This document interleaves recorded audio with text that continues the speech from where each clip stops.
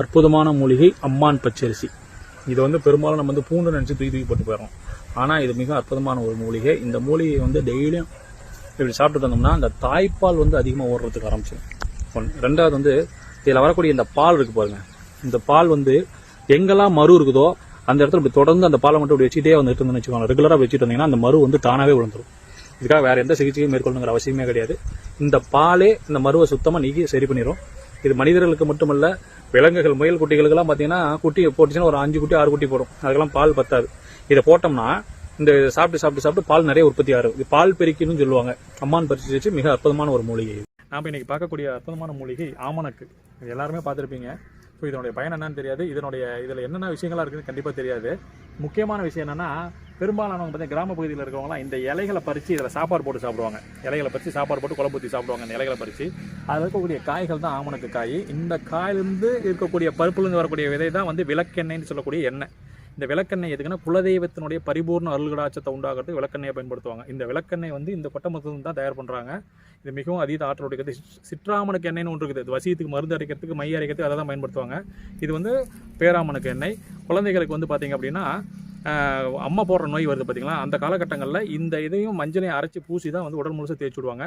வேப்பலை, அதே மாதிரி கொட்டமுத்து எண்ணெய், இதெல்லாம் அதே மாதிரி நமக்கு வந்து அதீத உடல் சூடு அதிகமாக போச்சுனாலும் சரி இதனோட எண்ணெய் தான் எடுத்து தொப்புளில் வச்சு பயன்படுத்துவாங்க. ஸோ மிக அதீதமான ஆற்றல் இருக்கக்கூடியது. இதெல்லாம் பாதுகாப்பு பண்ணி மேலும் அடுத்த தலைமுறைகளுக்கு நீங்கள் வந்து பயன்படுத்தி பாதுகாப்பு பண்ணி வைங்க. நன்றி. துளசி பெரும்பாலும் வந்து நிறைய மூலிகைகள் நம்ம பயன்படுத்துவோம். அந்த மூலிகையில் மிக முக்கியமான ஒரு மூலிகை துளசி தான். இந்த துளசியை வந்து நம்ம வீட்டினுடைய வடகிழக்கு பகுதியில் வச்சு டெய்லி நெய் தீபம் மட்டும் ஏற்றி வழிபாடு செஞ்சுட்டு இருந்தோம்னு வச்சுக்கோங்களேன், எல்லா விதமான அதிர்ஷ்டமும் நம்மளை தேடி வரதுக்கு ஆரம்பிச்சிடும். அதே மாதிரி இந்த துளசி இலைகளை வந்து தண்ணியில் போட்டுட்டு அந்த தண்ணி காலையில் டெய்லியும் குடிச்சு வந்தோம்னா உடம்புல வந்து உஷ்ணம் சரியான அளவுக்கு இருக்கும்.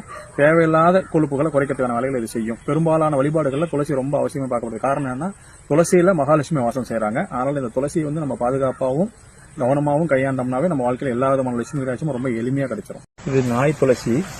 இதை வந்து நம்ம என்ன பண்ணோம்னா நிழலில் வளர்த்தி பொடியாக்கி இது கூட பசு சாணம் கொஞ்சமாக எடுத்து உருண்டை பிடிச்சி சின்ன சின்னதாக உருளையாக சின்ன அளவில், அதாவது பார்த்தீங்கன்னா கம்ப்யூட்டர் சாமான்லாம் வருது பாருங்க, இப்போ சின்ன சைஸில் வருது பாருங்க, அந்த மாதிரி சுருளையாக பிடிச்சி வெயிலில் காய வச்சு பற்ற வச்சுன்னு வச்சுக்கோங்களேன். இதுலேருந்து வரக்கூடிய புகை கொசுவை விரட்டும்.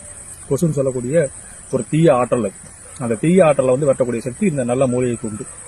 ரொம்ப இது எல்லா இடங்களும் ஈஸியாக கிடைக்கக்கூடியது தான். இதை வச்சுட்டிங்கன்னா கொசுங்கிறது இருக்கவே இருக்காது. சுத்தமாக கொசுவை காலி பண்ணுறதுக்கான தன்மை இந்த நாய் துளசியில் மட்டும்தான் இருக்கு. பசுஞ்சாணம் பிளஸ் இது ரெண்டு மட்டும்தான் அதுக்கான மூலப்பொருள்.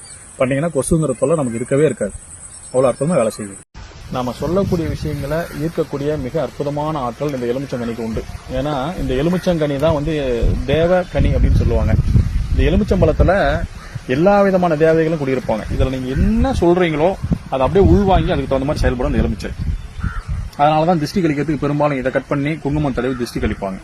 இப்போ எவ்வளவு பெரிய தோஷமா இருந்தாலும் சரி இந்த எலுமிச்சம்பழம் வந்து சரி பண்ணிடும். எவ்வளவு பெரிய கஷ்டமா இருந்தாலும் சரி எலுமிச்சம்பழ மாலையை கோர்த்து இறைவனுக்கு சாத்தினீங்க அப்படின்னா நிச்சயமாக வெற்றி கிடைக்கும்.